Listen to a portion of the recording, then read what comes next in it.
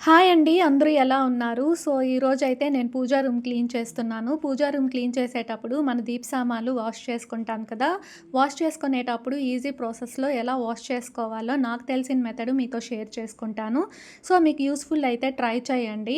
First అయితే నిమ్మకాయ size అంత టామరిన్ తీసుకొని వాటర్‌లో వేసుకోవాలండి. ఆ తర్వాత లెమన్‌ని 4 దెబ్బలుగా కట్ చేసుకొని ఒక్కొక్క దెబ్బని స్క్వీజ్ చేసుకోవాలనమాట. ఇలాగా వాటర్‌లో మిక్స్ అయ్యేటట్టు.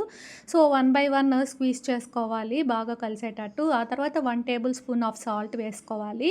అండ్ 1 టేబుల్ స్పూన్ ఆఫ్ మామూలు క్లాత్ లిక్విడ్ డిటర్జెంట్ ఏసుకోవాలి. ఆ తర్వాత మన వెజల్స్ ఏమేమి ఉన్నాయో అంటే దీప సామాన్లు ఏమేమి ఉన్నాయో అన్నీ ఆ వాటర్‌లో ఏసేయాలి. సో, కొంచెము ఒక వార్మ్ వాటర్ వచ్చేదాకా బాయిల్ చేసుకున్నాక ఇలా టర్న్ అయింది చూడండి. ముందు వాటికి దీనికి డిఫరెన్స్ తెలుస్తుందా?